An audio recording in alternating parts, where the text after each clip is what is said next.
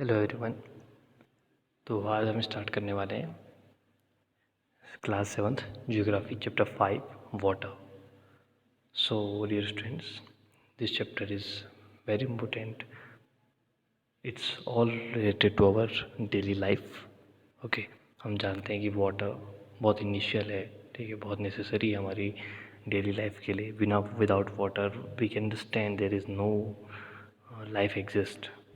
Okay, so will start this chapter. अब यहाँ पर बेसिकली अगर हम बात करें तो हमने वाटर के बारे में क्या क्या पढ़ना है। तो ऑब्वियस है वाटर बॉडी, अगर हम बात करें तो कितना वाटर बॉडी हमारे पास है। हम जानते हैं कि सॉल्टी वाटर यहाँ पर ज़्यादा दिखता है और जो फ्रेश वाटर है जो पीने लायक है, ठीक है, that is very less in amount. Okay, तो यहाँ पर को उनसे रिलेटेड जो प्रोसीजर होते हैं, जो जो उनके जो इंसिडेंट होते हैं, जो उनसे रिलेटेड लाइक सुनामी हो गई या फिर वाटर करेंट्स हैं, इन सब के बारे में हम यहाँ पर को वन बाय वन देखेंगे, ठीक है। तो what it says when you think of water, what images come to your mind? You think of rivers, the waterfalls, the pitter patter of raindrops, water in the taps. Children love to float paper boats in rain puddles. By noon the puddles vanish. Where does the water go? ये बहुत अच्छा question इसने कहा कि जो पिटा PETA मतलब टप टप जो आवाज़ आती है रेन ड्रॉप की, ठीक है। और जब भी बारिश होती है, आपने देखा होगा आज जैसे बहुत बारिश हुई, ठीक है, तो बहुत सारा पानी इकट्ठा हो गया, ठीक है, दैट इज़ पडल। तो लेकिन जब धूप आती है या तो वो क्या होता है, धीरे धीरे जो वाटर है वो वैनिश हो जाता है, वाटर वैनिश्ड, ठीक है, सो वेरी सुन। सो अब ऐसा कैसे होता है, वो आखिर पानी जाता कहाँ है, ठीक है। तो अभी टेरेरियम की बात हम करेंगे। It is an artificial enclosure for keeping small house plants. अभी इसकी बात होगी बाद में, ठीक है। The sun's heat causes evaporation. अब होता क्या है कि आपने देखा होगा वो जो पानी है वो बाई इवेपोरेशन वेपर में कन्वर्ट हो जाता है, ठीक है, वाटर वेपर बन जाता है। when the water vapor cools down it condenses and forms clouds. From there it may fall on the land or sea in the form of rain, snow or sleet. तो ये water जो ऊपर से ही आया और वापस ऊपर ही चले जाता है बाय इवेपोरेशन, फिर ऊपर जाके कंडेंसेशन होता है, कंडेंसेशन से फिर से क्लाउड्स बनते हैं, फिर से वो रेन ड्रॉप के फॉर्म पे सी पे या फिर आपका लैंड पे फिर से आ जाता है, और स्नो और slate. The process by which water continually changes its form and circulates between ocean, atmosphere and land is known as the water cycle. और यही तो वाटर साइकिल। देखो वाटर तो जो आज से लाखों साल पहले जो वाटर था वही वाटर आज भी है। वाटर कभी ज़्यादा नहीं था, वाटर कभी कम नहीं था, वाटर का अमाउंट सेम था, आज भी वो सेम है, बस वो बाय इवेपोरेशन क्या होते रहता है, उस साइकिल में घूमते रहता है। Our earth is like a terrarium. The same water that existed centuries ago still exists today. The water used to irrigate a field in Haryana may have flowed down the Amazon River 100 years ago. जो हरियाणा में जो पानी use होता था वो हो सकता है क्या अमेजन रिवर में क्या चले गया हो, वो बह गया हो, ठीक है, अमेजन जो रिवर है वहाँ क्या हो गया, वो बह गया हो, ये हो सकता है। ओके, अब ये टेरेरियम होता क्या है, एक बार इसको आप समझें। आप यहाँ पर देख सकते हैं एक ग्लास का क्या है, एक ग्लास यहाँ पर है, उसके अंदर हमने आप देख सकते हैं यहाँ पर को fill 1/4 of a big jar with soil and press it well. ये कहता है कि इसके अंदर आप थोड़ा पानी भर दो, थोड़ा सॉइल, ठीक है, अब उसके बाद ऊपर से इसको thin layer of humus on top of it. तो इससे होता है क्या कि अंदर का पानी इवेपोरेट होता है, वापस वही पानी नीचे आ जाता है। तो मीन्स वही चीज़ हमारे अर्थ में भी वही साइकिल यूज़ होता है, ठीक है, वही पानी इवेपोरेट होकर ऊपर जाता है, वही पानी कंडेंसेशन होकर नीचे आता है, तो पानी वही है। हो सकता है जो हरियाणा में पानी था वो बह के कहाँ चले गया, अमेजन रिवर में सालों पहले चले गया हो, ठीक है, ऐसा हो सकता है। यहाँ पर आप देख सकते हैं वाटर साइकिल दिखाया हुआ है, एवेपोरेशन हो रहा है, ऊपर जाके कंडेंसेशन हो रहा है, क्लाउड्स बन रहे हैं, फिर जाके नीचे को प्रिसिपिटेशन, रन ऑफ। ओके, तो यहाँ पर को दरअसल रेन भी अलग अलग तरह की होती है, इसमें हम समझेंगे आगे जाके, ठीक है। The major source of fresh water are the river, ponds, springs and glaciers. The ocean bodies and the seas contain salty water. The water of the oceans is a salty or saline as it contains large amount of dissolved salts. Most of the salt is sodium chloride or the common table salt that you eat. So basically, in Earth, we found two types of water. One is fresh water and what is saline, means salty water. तो जो ज़्यादा portion है वो किसका है? Saline water का, salty water का। आप देख सकते हैं यहाँ पर को जितना पोर्शन आपको ब्लू दिख रहा है, ठीक है, this complete blue region is water. आप देख सकते हैं पूरा क्या है, ये सब वाटर है। और आप देख सकते हैं तो कॉन्टिनेंटल बॉडी कितनी है, वो तो बहुत कम है कंपेरेटिवली, ठीक है। तो अगर डिस्ट्रीब्यूशन ऑफ वाटर बॉडी देखें तो ओशियन में 97.3 means 3/4 of the earth surface is covered by water, saline water, ठीक है। अगर उसमें से भी 3/4 तो वाटर से कवर है, उसमें भी से भी 97.3% क्या है, ओशियंस में वाटर है। इट मीन्स पूरा सी और इंक्लूडिंग ओशियंस, ये सब में सलाइन वाटर है, सॉल्टी वाटर है। और बाकी आइस कैप्स जो 2.0, ground water 0.68, fresh water lakes 0.009, तो ये सब मिला के आप ये 100% यहाँ पर बनता है। तो आप यहाँ पर देख सकते हैं कि हमारे पास पीने लायक पानी कितना कम है, ठीक है। अगर हम बात करें तो 97.3, ठीक है, तो 2.7% के आसपास हमारे पास क्या है, पीने लायक पानी है। अब इसीलिए तो ज़रूरी हो जाता है, वाटर कंजर्वेशन की बात क्यों होती है?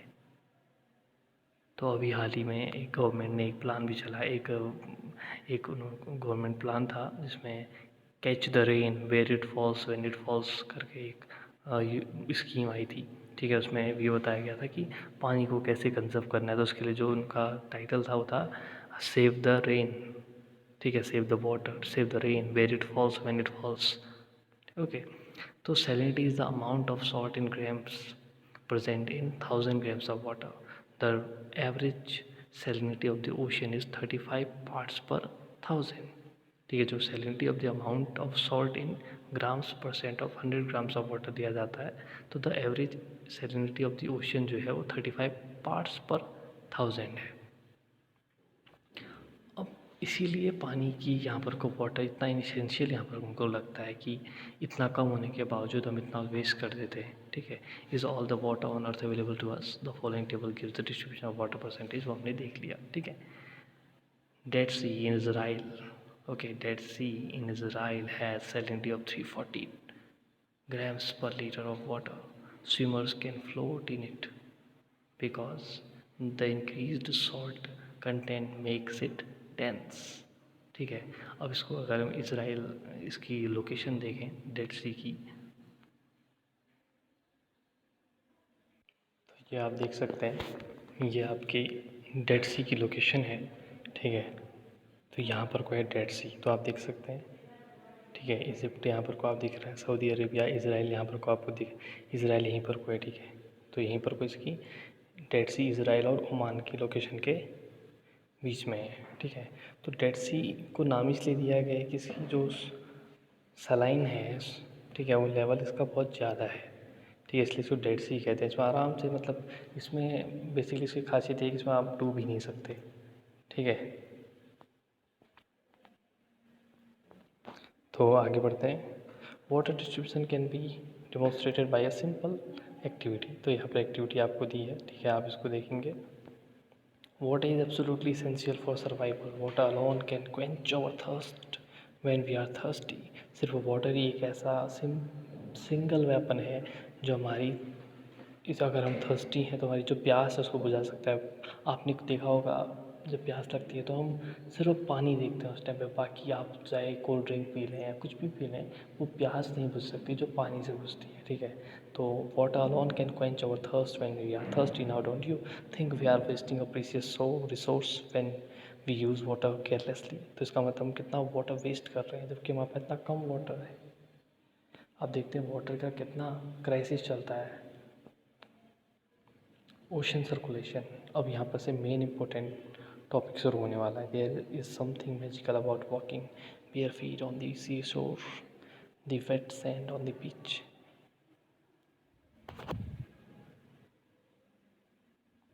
ओके, नाउ ओशन सर्कुलेशन यहाँ से इंपॉर्टेंट टॉपिक है। There is something magical about walking bare feet on the sea shore, the wet sand on the beach, the cool breeze, the seabirds, the smell of the salt in the air, and music of the waves. Everything is so fascinating. Unlike the calm waters of ponds and lakes, ocean water keeps moving continuously. It is never still. The movement that occur in oceans can be broadly categorized as waves, tides, and currents. आपने देखा होगा जब आप कभी सी बीच में गए होगे तो वहाँ पर चलना कितना अच्छा लगता है। आप अगर बेयर फीट चल रहे हैं तो इट इज़ सो फैसिनेटिंग। तो और आपने देखा होगा पानी कभी रुकता नहीं हो, आप मूविंग हमेशा, कभी स्टिल आप देखेंगे नहीं, हमेशा मूव करते रहता है। तो यहाँ पर ओशंस को की जो मूविंग है, वाटर की जो मूविंग है, उसको हम 3 ब्रॉड वे में कैटेगराइज करते हैं, ठीक है। Waves, tides and currents. तो आज हम जिसके बारे में देखेंगे that is waves, and this is important. March 22 is celebrated as a World Water Day. Okay, now this you can see Pacific Ocean. अब बात करते हैं वेव्स की। वेव्स की क्या है? You are playing through you when you are playing through ball on the beach and the ball falls into the river water, what happens? It is fun to watch how the ball gets washed back to the shore by the waves. When the water on the surface of the ocean rises and falls alternately, they are called waves. ठीक है, जो आप देखा होगा आपने सी बीच में, अगर आप देखे हैं तो वहाँ पर जो आप वहाँ पर फेंकते हो तो वापस वो आपके पास आ जाता है बिकॉज ऑफ वेव्स। ठीक है, अब ये वेव्स होती कैसी हैं?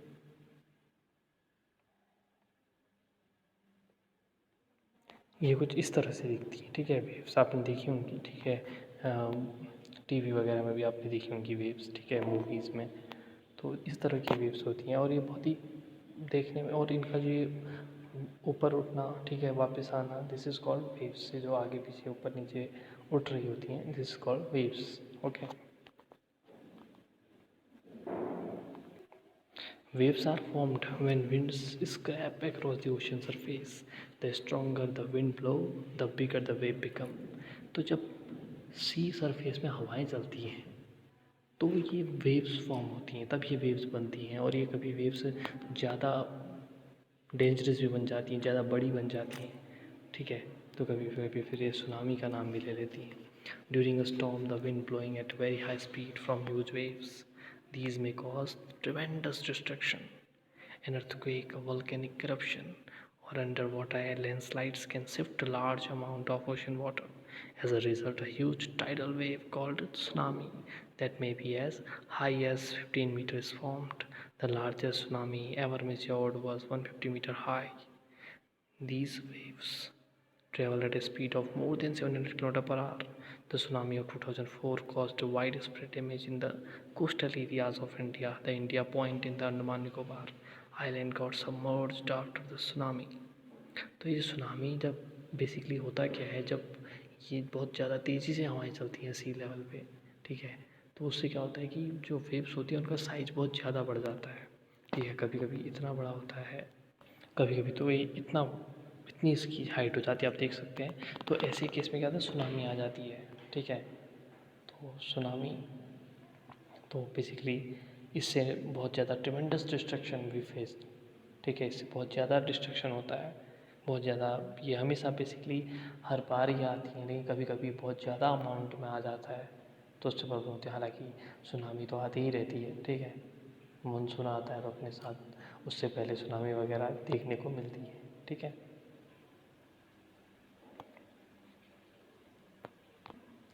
Basically tsunami is very natural, ठीक है, ये तो एक नेचुरल प्रोसेस है इसमें।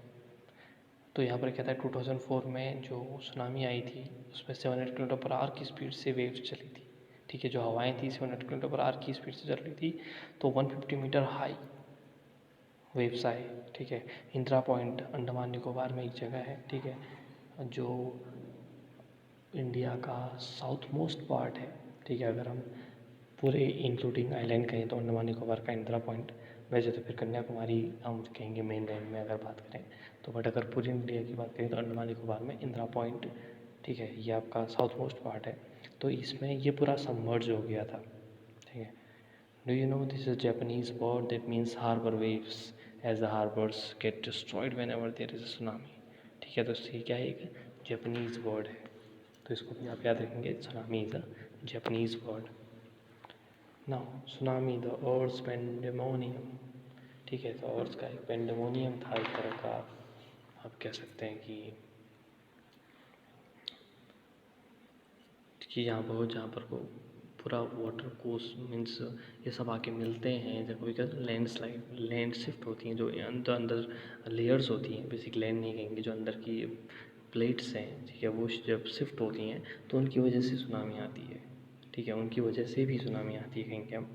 ठीक है, तो सुनामी और द हार्बर वेव, ठीक है, या तो आप सुनामी कहें इसको या फिर हार्बर वेव कह सकते हैं। Tsunami or harbor wave struck havoc in the Indian Ocean on the 26th December 2004. The waves was the result of the earthquake that had its epicenter close to the western boundary of Sumatra.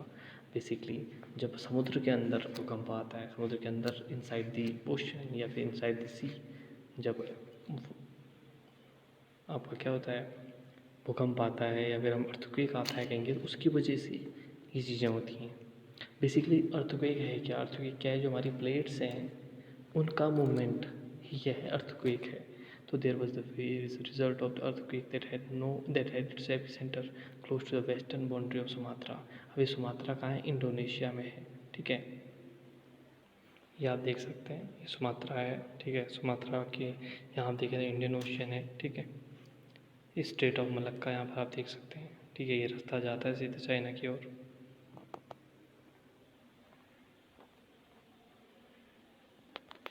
Okay, तो what happen, the magnitude of the earthquake was 9.0। ठीक है, 9.0 का उसका magnitude था earthquake का on the Richter scale. हम जितने भी अर्थक्वेक होते हैं उनको रिक्टर स्केल में उसको मेजर किया जाता है। ठीक है, as the Indian plate went under the Burma plate, जो इंडियन प्लेट थी वो क्या हुई, बर्मा प्लेट के नीचे आ गई। There was a sudden movement of the sea floor causing the earthquake. तो उससे क्या हुआ कि सडन मूवमेंट हुआ, सर एक अर्थक्वेक आ गया ना, सडन अर्थक्वेक आया, तो उससे क्या हुआ देखो, तो ऑब्वियस है अगर कोई प्लेट नीचे चली जाएगी तो ऊपर वाली बॉडी से क्या होगा, पानी नीचे की तरफ को बहना शुरू होगा। तो हुआ वही, as the Indian plate went under the Burma plate there was a sudden movement of sea floor causing earthquake. तो ocean floor was displaced about 10 to 20 metre and tilted in downward direction. A huge mass of ocean water flowed to fill in the gap that was being created by displacement. तो जो displacement हुआ था उससे उसको recover करने के लिए एक बहुत बड़ी वाटर बॉडी उसको कवर करने के लिए वहाँ से निकल गई। This marked the withdrawal of the water mass from the coastlines of the land masses in the South and Southeast Asia. After thrusting of the Indian plate below the Burma plate, the water mass rushed backward toward the coastline. तो जब वो वापस हुआ तो the tsunami traveled at a speed of about 800 km per hour, comparable to speed of commercial aircraft, and completely washed away some of the island in the Indian Ocean. तो वो जब वापस उसको जब वो प्लेट वापस सही में आई तो वो वापस कोस्टल लाइन की तरफ को पानी बढ़ा।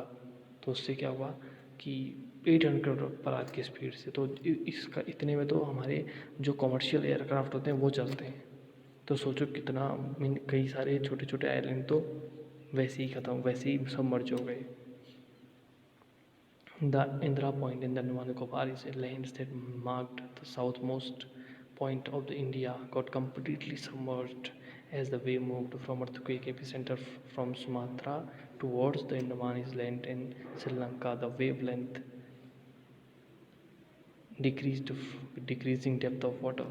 The travel speed also declined from 700 to 900 km per hour to less than 70 km per hour. Tsunami waves traveled up to a depth of 3 km from the coast, killing more than 10,000 people and affected more than lakh of houses.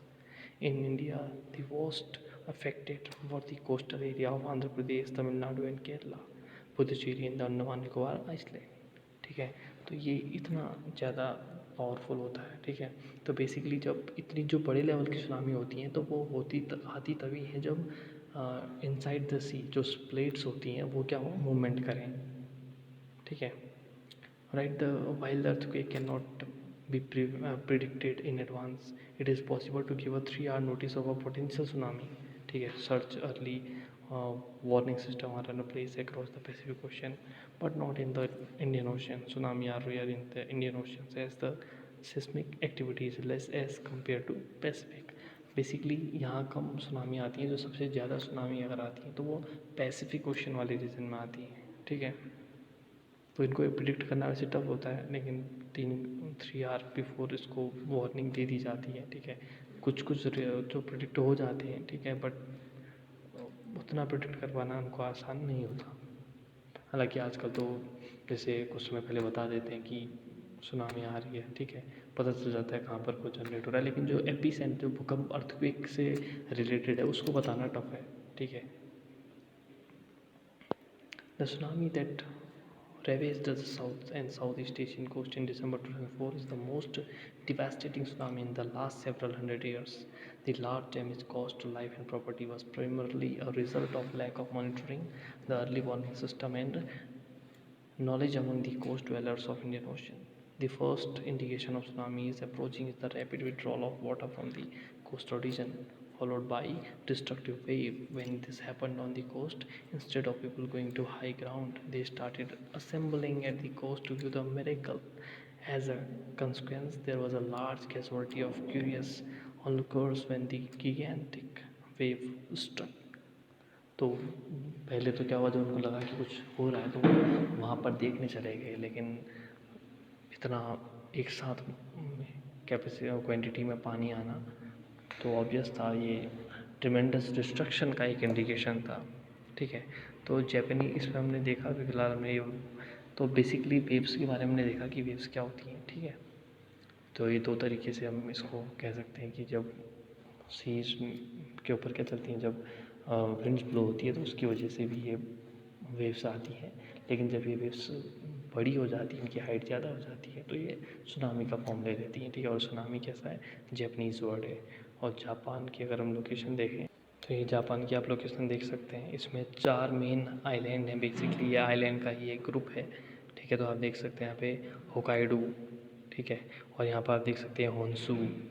ठीक है, और Shikoku और क्योसू, ये इसके 4 major island हैं। और जो आपके टोक्यो जो कैपिटल है वो होन्शु आइलैंड में ही लोकेटेड है। ठीक है, तो इसको 4 मेन आइलैंड याद रखना, होकाइडो, होन्शु, शिकोकू और क्योसू। ठीक है, बाकी जो टाइड है उसको हम फिर नेक्स्ट वीडियो में कवर करेंगे। Okay students.